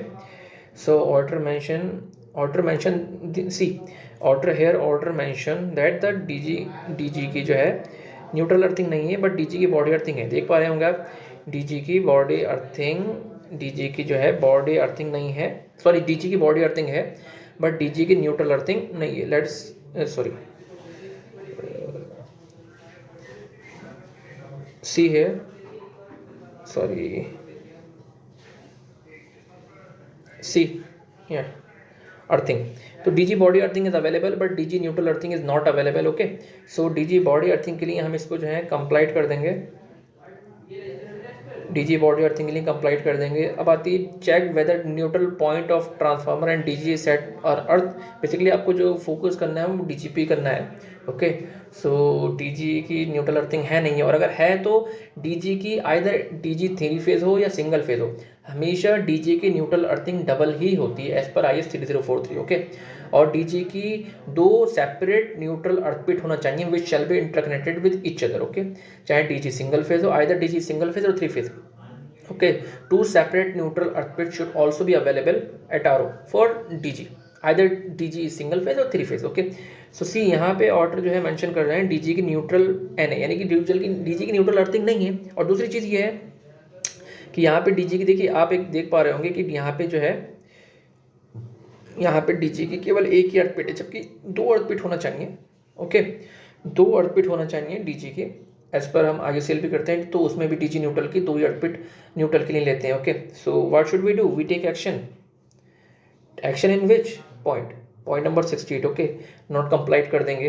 क्यों नॉट कंप्लाइट कर रहा है, एक तो डीजी की न्यूट्रल अर्थिंग नहीं है, और दूसरी चीज़ डीजी की 2 सेपरेट न्यूट्रल अर्थपिट नहीं है, तो दोनों की रिकमेंडेशन 68 पॉइंट में कंसीडर हो जाती है।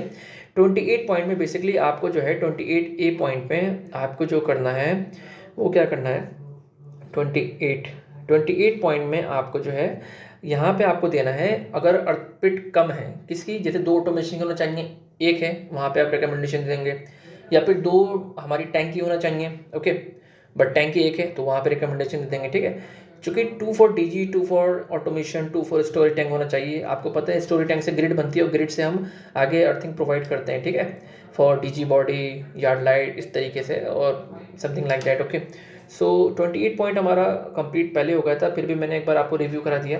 तो 68 पॉइंट इज कंप्लीट। नाउ हम देखते हैं फ्लेमेबल मटेरियल। ये पूछ रहा है कि कोई फ्लेमेबल मटेरियल तो नहीं है, कहाँ पे, डीजी के आसपास, जनरेटर रूम में, इस तरीके से। ठीक है, तो आपको इसके लिए देखना पड़ेगा कि आप एक तो चेकशीट देख सकते हैं। ओके, या फिर आप एक दूसरा काम भी कर सकते हैं कि आप जो है एक बार अच्छे से जो है अपनी इमेजेस को, जो आपने इमेजेस ऑर्डर ने प्रोवाइड करी है, आपने क्लिक करी है, आप उसमें देख लीजिए कि आपके जो है इमेजेस हैं नहीं है। ओके, सो डीजी के अराउंड जो है आप देख सकते हैं कि कुछ फ्लेमेबल मटेरियल तो नहीं है।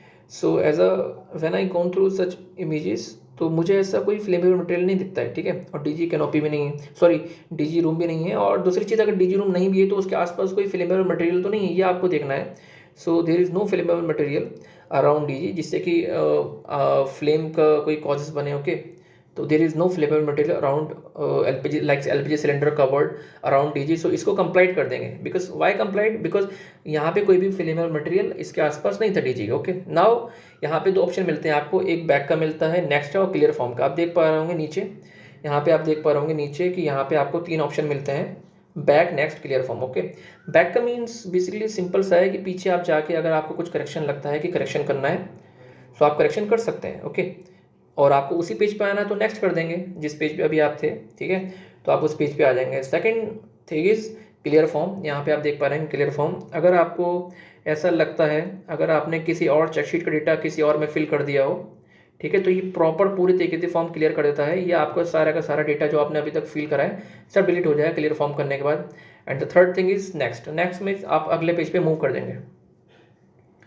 ठीक है, नाउ यहाँ पे आता है बात इनकमिंग सप्लाई की। ओके, यहाँ पे बात आती है इनकमिंग सप्लाई की कि सप्लाई कैसी है, 3 फेज, सिंगल फेज है। ठीक है, सॉरी सैंक्शन, यहाँ पे सप्लाई की बात होती है और यहाँ पे सैंक्शन लोड के बारे में बात हो रही है। तो सैंक्शन लोड तो हम देख चुके हैं चेकशीट के अंदर कि यहाँ पे 8 किलोवाट था तो 8 किलोवाट मेंशन कर दिया। LT कनेक्शन होते हैं 11 kV से नीचे तो LT लेंगे। ठीक है, मेन सप्लाई क्या थी, मेन सप्लाई तो 3 फेज थी, बट यूज सिंगल फेज कर रहे थे। आपको मैंने दिखा रखा था चेकशीट के अंदर पहले ही कि वहाँ पे अवेलेबल क्या है, 3 phase, but use single phase कर रहे हैं। ओके, हो सकता है टैरिफ की वजह हो, कुछ कम टैरिफ लग रहा हो इसका।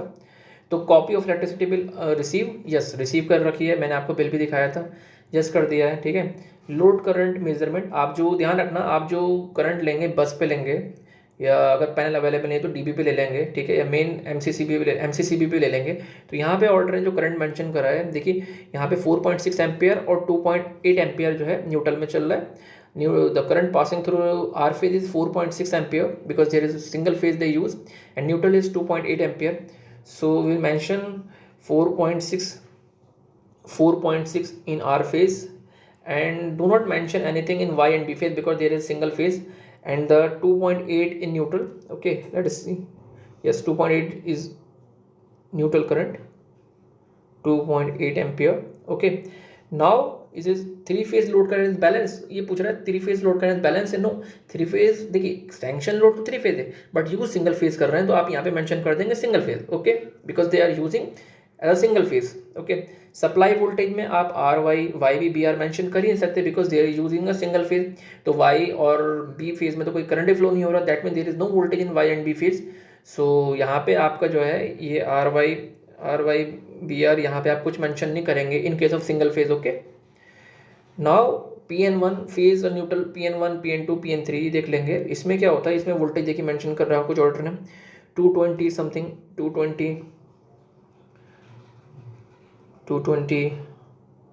220 और एक इमेज और थी उसमें आई थिंक 223 दे रखा था, 221, तो उसको मेंशन कर दें 221। ये आपने तीन रीडिंग इसमें मेंशन कर दी हैं, ठीक है, आपने इसमें तीन रीडिंग मेंशन कर दी हैं। नाउ पूछ रहा है कि वोल्टेज लिमिट, देखिए वोल्टेज लिमिट के बारे में पूछ रहा है तो आपको पता होना चाहिए 415 प्लस माइनस 6% जो है वो एज अ स्टैंडर्ड होता है IS, ठीक है, इंडियन स्टैंडर्ड होता है।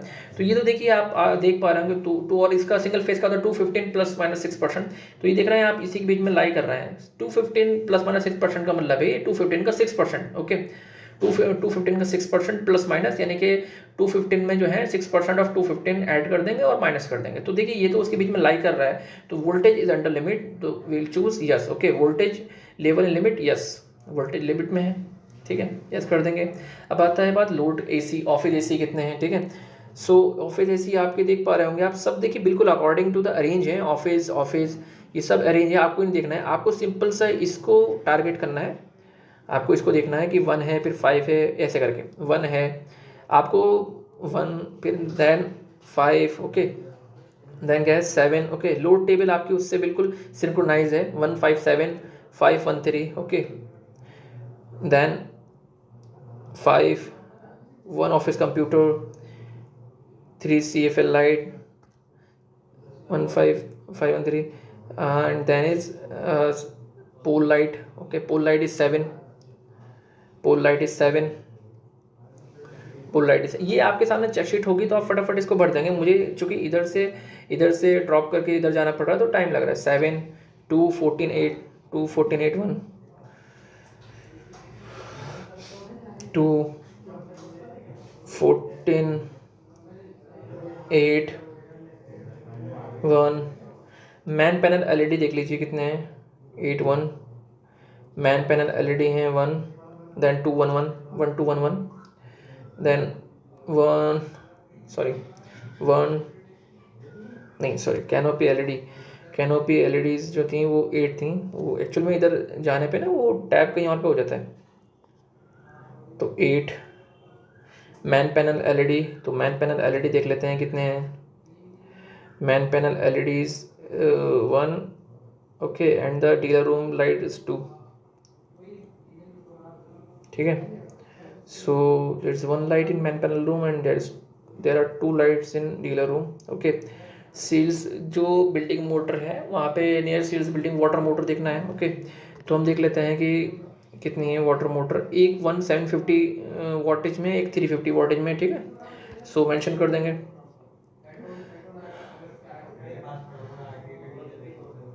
1 एंड 1 350। अब एयर कंप्रेशर आपको देखना है तो एयर कंप्रेशर आप देख पा रहे होंगे 2200 के सामने एक दे रखा है, ये एयर कंप्रेशर का ही वोल्टेज है। So that is 1। DU machine motor basically कितनी है, ओके, तो DU मोटर जो है वो हमारे 4 हैं, ठीक है। There is no option for STPs, okay, there is no option for STPs, so will mention there is, देखिए DU मोटर, उसके बाद आता है exhaust fan. Okay, so there is no option for STPs, तो आपको DU मोटर इसमें mention करना है। DU मशीन मोटर जो है वो 4 है, और एग्जॉस्ट फैन देख लेंगे, एग्जॉस्ट फैन है नहीं है, चूँकि इसमें एग्जॉस्ट फैन नहीं है तो यहाँ पे मेंशन कर देंगे 0। नाउ नेक्स्ट, तो ये लोड ऑटोमेटिकली खुद पे खुद कैलकुलेट हो जाएगा, आपको इसमें कुछ नहीं करना है, ठीक है। आप देखिए DG आइडेंटिफिकेशन, DG डिटेल डालना है इसके अंदर, DG डिटेल डालना है, तो DG डिटेल डालना है तो क्या करेंगे, DG आइडेंटिफिकेशन पहले देखेंगे DG सिंगल फेज है 3 फेज है, तो 1 फेज है, ठीक है। मैं आपको दिखा देता हूँ एक बार, DG जो है वो सिंगल फेज है। ओके, तो DG सिंगल फेज। ओके, तो मेंशन कर देंगे सिंगल, सॉरी ऊपर मेंशन कर रखा है आपने, वन फेज आपने मेंशन कर दिया ऑलरेडी, वन फेज। अब देख लेंगे मेक मतलब कंपनी कौन सी है, ठीक है, तो कंपनी ईचर है, EICHER, ईचर। कैपेसिटी देख लें कितने kVA का है। ओके, तो capacity is 15 kVA, capacity is 15 kVA। Voltage in case of single phase voltage, single phase DG we take either 215, for three phase we take 420, 415, like that. For single phase we will take voltage 215। okay, and the current I think order ने मुझे बताया था, मैं मेरे पास images हैं वो separate भेजी, तो करंट इसमें ले लेंगे हम 14.7 ऑटोमेटिकली अपने पास से भी ले लेते हैं, ऑर्डर ने मुझे बताया था, मुझे ध्यान नहीं आ रहा है, मैं इसको करेक्ट कर लूँगा। तो RPM हमेशा वी ऑलवेज टेक RPM है the 1500। Leakage, oil fuel leakage, no there is no fuel leakage, will see in the image, we have already seen no loose connection around DG and automatic voltage battery yes available the DG में। सो ये देख लेंगे। Next, अच्छा next जाने से पहले मुझे एक बात और बताना है आपको, इन case of DG is not available, अगर DG अवेलेबल नहीं है तो आप क्या करेंगे। अगर DG अवेलेबल नहीं है तो मैं आपको एक केस वही बता देता हूँ, तो इसमें क्या करेंगे, पहले सबको मुझे डिलीट करना पड़ेगा, ठीक है, पहले सबको मैं एक बार डिलीट कर देता हूँ 215, आपको एक बार मैं सब डिलीट करके दिखा देता हूँ। अगर DG अवेलेबल नहीं तो आप क्या करेंगे, ठीक है।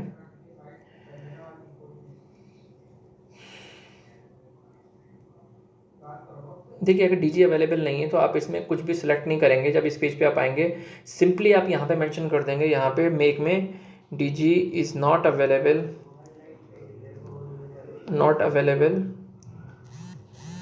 Eight RO during audit. Okay, अगर DG अवेलेबल नहीं तो सिंपली आपको यहाँ पे केवल ये लाइन लिखना है, DG और is not available at RO during audit, और कहीं पर भी आपको कुछ सेलेक्ट नहीं करना है और आगे मूव कर जाना है, ठीक है, आगे मूव कर देना इन case of DG is not available. But मैंने आपको एक केस बताया था, लेकिन इस साइड में तो DG है तो मुझे ये सारी डिटेल फिल करना पड़ेगा, ठीक है। तो सिंगल फेज था, ठीक है, और सेकेंड थिंग इज़ कंपनी ईचर की थी, कंपनी ईचर, कैपेसिटी 15 kVA था, ठीक है, voltage 215, current I think 14.8 ampere, RPM है ऑलवेज टेक 1500, 1500, लीकेज नहीं हो रहा था कोई, ठीक है, और लूज कनेक्शन नहीं था और वोल्टेज रेगुलेटर था, यस। तो नेक्स्ट कर देता हूँ, क्योंकि इसमें DG था इसलिए मैंने वो पीछे केस आपको सब डिलीट करके यूँ बताया था। अगर DG अवेलेबल नहीं है तो आप क्या करेंगे, ठीक है। इसी तरीके से अगर DG अवेलेबल नहीं है तो DG के पॉइंट को आप जो आपको 69 पॉइंट भरवाए हैं आप उस DG के पॉइंट को टच नहीं करेंगे। अगर DG अवेलेबल नहीं है तो मैंने आपको जो पीछे पॉइंट बताए हैं, पीछे आपको पॉइंट बताए थे 69 पॉइंट, ओके, तो उसमें कुछ 69 पॉइंट एक बार मैं आपको निकाल के दिखा देता हूँ, एक मिनट रुकिए, ठीक है, एक मिनट रुक जाइए, मैं आपको ये केस बता दूँ ना, DG नॉट अवेलेबल तो क्या करेंगे आप, DG नॉट अवेलेबल है या एयर कंप्रेशर या कुछ भी अवेलेबल है नहीं है तो आप क्या करेंगे। देखिए DG अवेलेबल नहीं है तो आप 65, 66, 67, 68, 69 इसको टच नहीं करेंगे, ओके। इसको टच नहीं करने का मतलब ये है कि इसको ऐसे ही रहने देंगे, चूस ही रहने देंगे, ठीक है। अगर DG अवेलेबल नहीं है तो 65, 66, 67, 68, 69 को आप टच नहीं करेंगे जब आप ये पॉइंट भरेंगे तब, ठीक है। तो मैंने ये केस आपको बता दिया है। नेक्स्ट करता हूँ मैं, आप उसी पेज पे जाता हूँ आगे बताने के लिए आपको। ये मैंने केस बताया था आपको, जब DG अवेलेबल नहीं है तो उसमें 65, 66, 67, 68, 69 को आप टच नहीं करना है, और यहाँ पे भी आपको कुछ नहीं करना है, केवल मैक में जाकर जैसे मैंने आपको पीछे एग्जाम में बताया लिख देंगे DG is not available at RO during audit, okay. But यहाँ पे अवेलेबल है तो मैंने आपको आगे चलता हूँ, ठीक है, आगे बताता हूँ आपको। नेक्स्ट यहाँ पे देखिए इमेजेस आपको जो है एटलीस्ट 5 to 4 इमेजेस डालना है। अभी थोड़ा 6 इमेज पे काम चल रहा है, थोड़ा वो 6 इमेज जो है अभी अपलोड नहीं हो पा रही 6 इमेज तक, तो 4 to 5 इमेज आपको अपलोड करना है, ठीक है। तो इमेज कौन सी आपको अपलोड करना है, क्वेश्चन ये अराइज होता है। तो क्वेश्चन के अकॉर्डिंग हमें चलना है कि आपको अपलोड जो इमेज करनी है वो करनी है जिसमें आप पाते हैं कि earthing is not available, earthing required, जहाँ पर अर्थिंग रिक्वायर्ड है या कोई फॉल्ट पाते हैं या कोई दिक्कत पाते हैं, कोई प्रॉब्लम पाते हैं कोई, ठीक है, तो वही आज आपको इमेज इसमें अपलोड करना है। इसमें वो इमेज अपलोड नहीं करना है जो कि ठीक हो, जैसे कि मान लीजिए एयर कंप्रेशर की अर्थिंग अवेलेबल है, आप तब भी एयर कंप्रेशर की इमेज अपलोड कर देना ना, आपको केवल वही इमेजेस इसमें अपलोड करनी है जहाँ पे आप पाते हैं कि अर्थिंग नहीं है, अर्थिंग ब्रेक है, या सिंगल अर्थिंग है, डबल होना चाहिए, ठीक है, इस तरीके से कोई एरर हो या फॉल्ट पाते हैं आप।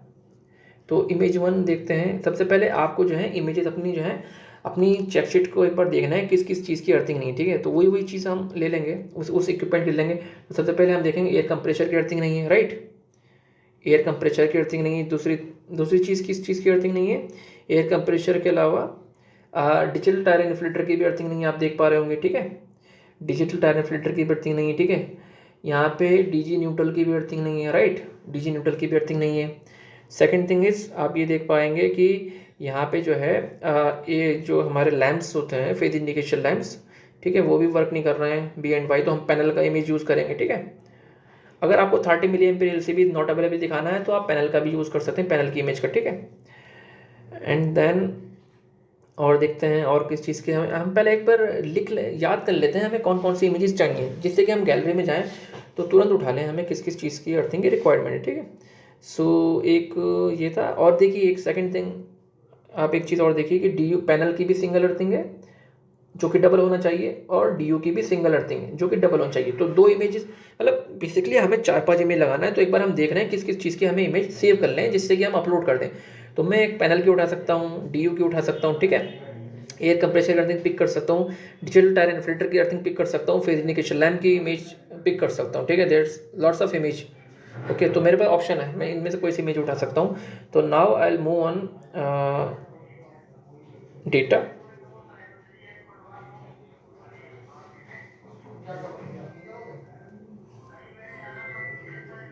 ठीक है। तो डेटा में मैं आ गया हूँ, और आप अगर आप चाहें तो किटकैट की भी आप इमेज यूज़ कर सकते हैं, ठीक है। तो मैंने किटकैट की भी इमेज सेव कर लेता हूँ। जो मुझे एरर अभी याद आ रहे हैं, एक तो मुझे याद है, ठीक है, फेज इंडिकेशन लैम्प के लिए मैं इसको फोकस करते हुए इसकी इमेज भी यूज़ कर सकता हूँ, ठीक है। और वाई भी फेज इंडिकेशन लैम्प वर्क नहीं कर रहे थे, मैं एक इसकी इमेज भी सेव कर सकता हूँ क्योंकि मुझे दिख रहा है कि इस पर डेंजर साइन नहीं है, ओके। तो डेंजर साइन नहीं है, इसकी भी इमेज ले सकता हूँ। पैनल के ऊपर डेंजर साइन होना चाहिए एज पर IS 2551। अच्छा, डीओ की भी सिंगल अर्थिंग थी तो मैं डीओ की भी इमेज ले सकता हूँ, डिस्पेंसिंग यूनिट की भी। एयर कंप्रेशर की भी अर्थिंग नहीं थी तो मैं एयर कंप्रेशर की भी इमेज डाउनलोड कर लेता हूँ, ठीक है। डीओ की अर्थिंग भी मैं सिंगल थी तो मैं इसकी इमेज भी डाउनलोड कर सकता हूँ। पैनल की इमेज मैंने ऑलरेडी डाउनलोड कर रखी। पैनल पे मेरे 3 चीज़ें बन रही हैं, एक तो डेंजर साइन नहीं है, ठीक है, पैनल की अर्थिंग भी सिंगल है जो कि डबल होना चाहिए, ठीक है। और देख लेते हैं, तो यहाँ पे हमारे पास इनफ हो गए, ठीक है, इनफ इमेजेस हो गई हैं। तो आगे देखते हैं, ठीक है, आगे देखते हैं। तो ठीक है, गूगल फॉर्म में आते हैं। तो इमेज में हम जाते हैं, इमेज वाले सेक्शन में, ओके। यहाँ पे थोड़ा ध्यान देना आप कि किस तरीके की ऑब्जर्वेशन रिकमेंडेशन बनेंगी, ठीक है। तो देखिए पहली इमेज जो है मेरी वो डीओ की है, ठीक है, डीओ की। मैंने डीओ की इमेज इसको क्लिक करा और डीओ की इमेज उठा ली मैंने, ओके, पिक कर ली मैंने, ओके। तो मैं क्या लिखूंगा इसके अंदर, इसमें मैं लिखूंगा, चूँकि हमने देख रखे हैं ऑलरेडी रिपोर्ट के अंदर डीओ की सिंगल अर्थिंग, तो लिखेंगे DO single earthing available at RO during audit. अब आप रिकमेंडेशन देंगे, देखिए एंटर दबा के नीचे इसके, it is recommended to provide double earthing, okay, that's it. ये हमारी एक इमेज हमने लगा दी। नाउ सेकंड इमेज हम लेते हैं, ब्राउज करते हैं, ठीक है। एयर कंप्रेशर की हम इमेज उठा लेते हैं because there is no earthing at air compressor. तो एयर कंप्रेशर की हमने इमेज एक पिक कर ली।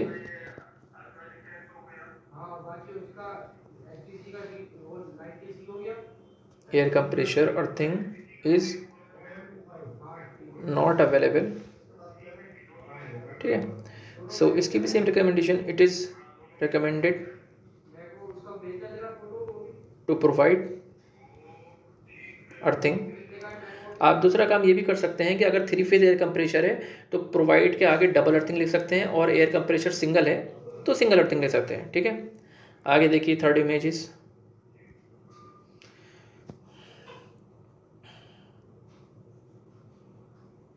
So the third image is panel. मैं पैनल की इमेज उठा लेता हूँ, ये वाली, ठीक है। तो पैनल की इमेज मैंने पिक कर ली है और मैं यहाँ पे लिखता हूँ कि सिंगल अर्थिंग। आपको मैंने दिखा रखा है कि पैनल के ऊपर सिंगल अर्थिंग थी, ठीक है। ये आपको मैंने ऑलरेडी डिस्कस है। देखिए electrical panel earthing at 2 point, यहाँ पे दिया रखा ऑर्डर है 1 ओनली, और होना डबल चाहिए, ठीक है। डीबी की, डिस्ट्रीब्यूशन बोर्ड की भी और पैनल की भी, ठीक है। तो यहाँ लिखते हैं और डीयू की भी। तो यहाँ पे लिखते हैं single earthing available eight panel, ठीक है। यहाँ लिख दिया, आप एंटर करके रिकमेंडेशन देंगे। It is recommended to provide double earthing या 2 point earthing. It is recommended to provide earthing at 2 point. Okay. Fourth image लेते हैं हम। फोर्थ इमेज हम पिक करते हैं। फोर्थ इमेज में हम किटकैट भी ले सकते हैं और अपने फेस इंडिकेशन लैम्प भी ले सकते हैं। हमने फेस इंडिकेशन लैम्प लिया, ठीक है। तो हमने देखा था Y and B phase indication lamp काम नहीं कर रहे थे। जो काम नहीं कर रहे थे वही लिखेंगे हम, Y and B phase indication lamps are not working at RO during audit. Okay, तो now will provide the recommendation. It is recommended to, या तो रिप्लेस कर दो उसको, रिप्लेस और रिपेयर, ठीक है, रिपेयर। फिफ्थ इमेज देखिए क्या कर सकते हैं हम। अगर फिफ्थ इमेज अगर साइनेज की अर्थिंग ब्रेक है, साइनेज की लगा सकते हैं। जो भी हमें एरर मिलता है, फॉल्ट मिलता है या अर्थिंग नहीं मिलती, ठीक है। हमें जैसे किटकैट का मिल गया, ठीक है, हमने किटकैट का लिया इमेज और हमने लिख दिया kitkat phase to be please, kitkat fuse to be replace, ठीक है, with SFU and HRC, right. तो ये 5 इमेज हो गई हैं। यहाँ पे हम आगे मूव ऑन करते हैं, ठीक है। देखिए नेक्स्ट कर दिया। 6 इमेज भी आप यूज़ कर सकते हैं, बट अभी आप 5 ही यूज़ करिए इमेज। नेक्स्ट करते हैं, ठीक है। अब यहाँ पे देखिए डिस्कशन यहाँ पे किस पॉइंट का हो रहा है। यहाँ पे डिस्कशन हो रहा है रेजिस्टेंस का, अर्थक्वेक के रेजिस्टेंस का, अर्थक्वेक का, ठीक है। तो देखिए यहाँ पे कैसे करेंगे आप, लोकेशन आपको जो आप इमेज इसके अंदर देखिए जो रीडिंग डालेंगे आप उसकी ही लोकेशन आप डालेंगे। फॉर एग्जांपल जैसे कि आपकी जो है आपने इमेज, आपके पास इमेज है 0.45, ये रेजिस्टेंस आपको दिख रहा है। तो जस्ट इसके फैसिलिटी जो है ये आपकी इसके जस्ट सामने, इसी की इमेज आप जो है, सॉरी यही आपको जो है लोकेशन में डालना है, ठीक है। तो 0.45 देखिए कहाँ आ रहा था, 0.45 की लोकेशन क्या थी, ऑटोमेशन, ठीक है, डाल देंगे। मैं कह रहा हूँ जिसकी भी आप रीडिंग डालेंगे, जैसे 40 मैंने, जिसकी भी रीडिंग लेंगे, ठीक है, उसके सामने की फैसिलिटी लिखेंगे ऑटोमेशन, ठीक है। और रीडिंग क्या थी 0.45, 0.45 मैंने क्यों लिखा 0.45 मैंने यूँ लिखा क्योंकि रीडिंग ऑटोमेशन की है और ऑटोमेशन की जो है ग्रिड पे जो है ऑटोमेशन क्या है और 1 से कम भी है। देखिए ये डिस्टेंस और ऑटोमेशन, लोकेशन हमेशा वही रखेंगे जो वैल्यू होगी। अगर टैंक, अगर देखिए टैंक की अगर मान लीजिए जैसे फॉर एग्जांपल के तौर पे यहाँ पे टैंक की अगर होती वैल्यू 0.9 टैंक के सामने होती, ठीक है, तो आप मेंशन क्या करते, आप ऐसे मेंशन करते कि टैंक लोकेशन करते यहाँ पे टैंक और वैल्यू रखते 0.9। लेकिन चूंकि इस केस में क्या है, टैंक की कोई वैल्यू नहीं है, ऑटोमेशन की है, तो ऑटोमेशन ग्रिड की वैल्यू 0.45 और लोकेशन ऑटोमेशन, ठीक है। टेस्ट नंबर अपना डालना है। टेस्ट नंबर चूंकि ऑर्डर का अपना अलग होता है, तो टेस्ट नंबर 41 इसका रजनीश जी का जो ऑर्डर है वही ऑडिटर जो है उनका टेस्ट नंबर 416 ओके। ये आपको जो है अब इसकी इमेज आपको अपलोड करना है, तो आप उसको ना सेग्रीगेट कर लिएगा अपनी इमेजेस को, जो आपकी इमेजेस होंगी, तो उसी तरीके से मैं कर लूँगा, ठीक है। तो यहाँ पे मैं आता हूँ और इसमें जो है इनकी इमेज जो है 0.45 जो मैंने अपलोड करी थी, सॉरी जो मैंने मेंशन करी है उसको मैं रख लेता हूँ अपने, ठीक है। ये अभी 0.45, ठीक है, ग्रिड की वैल्यू, वो पिट की है 0.59, ठीक है, और इंसुलेशन की है 300 प्लस 300.9 3000 300.9,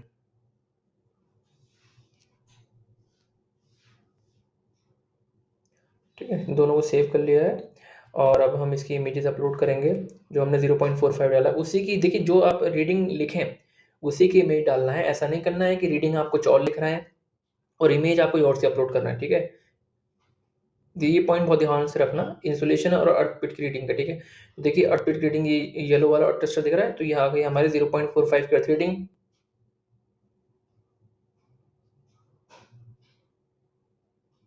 ठीक है, और लोकेशन देखिए, लोकेशन हम पैनल की जो इंसुलेशन करते हैं हम डीओ पे कर लेते हैं, डीजी पे कर लेते हैं, पैनल पे कर लेते हैं। ठीक है, तो ये अपने ऊपर है। तो यहाँ पे जो इमेज के अकॉर्डिंग जो मैं चल रहा हूँ, तो यहाँ पे इंसुलेशन पैनल पे लिया गया है, तो मैंने पैनल डाल दिया। ठीक है, आईआर रीडिंग कितनी है? आईआर रीडिंग है 300.9 मेगा ओम। आपको मेगा ओम लिखना नहीं है, आपको 300.9 वैल्यू आपको लिखना है, आपको मेगा ओम या गीगा ओम नहीं लिखना है।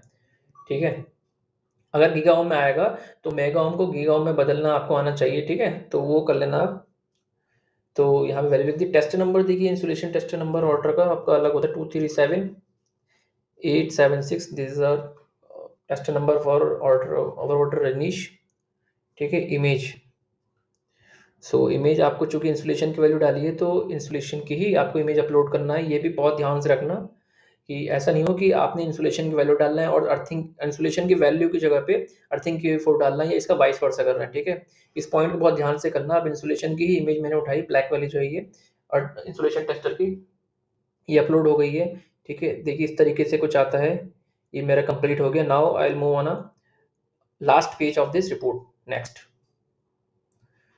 So this is the last page of the report. यहाँ पे acknowledgement copy, acknowledgement copy means यहाँ पे आपको एमओएम का स्क्रीनशॉट लगाना है, एमओएम की कॉपी लगाना है। तो यहाँ पे एक चीज ध्यान रखना कि एमओएम के ऊपर ऑडिटर के सिग्नेचर नहीं करना है।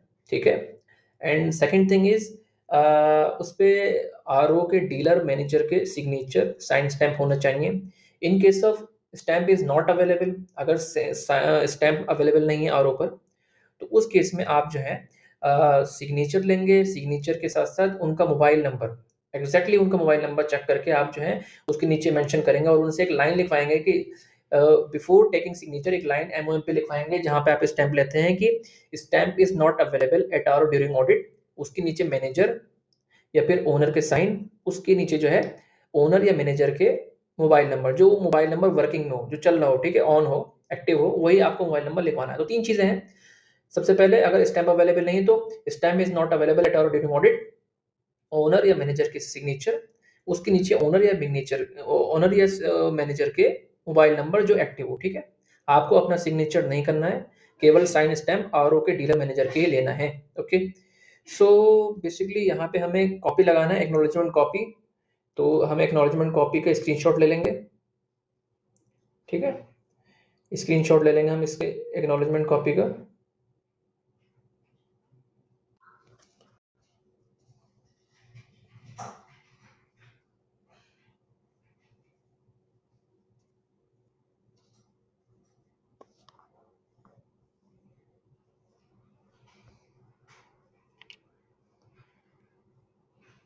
ठीक है, इसको क्रॉप कर लेंगे।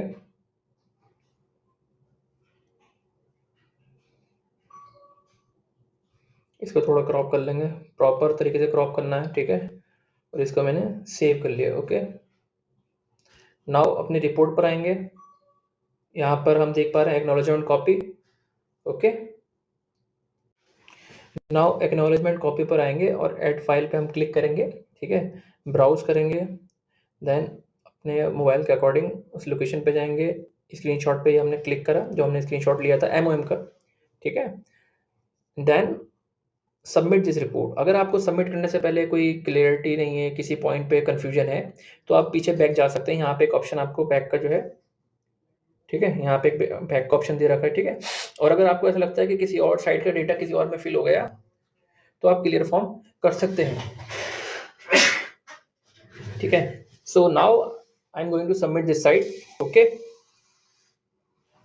सो सबमिट, सो सबमिट करने से पहले एक बार अच्छे देख लेना, क्योंकि सबमिट होने के बाद फिर आपकी इसमें करेक्शन नहीं हो सकता रिपोर्ट में। ठीक है,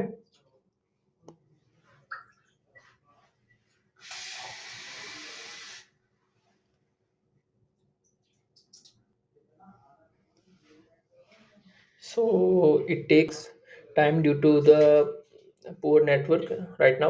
Okay, so usually it's take 4 to 5 seconds to submit. Okay, but yeah, due to the network problem, तो ये थोड़ा टाइम ले रहा है.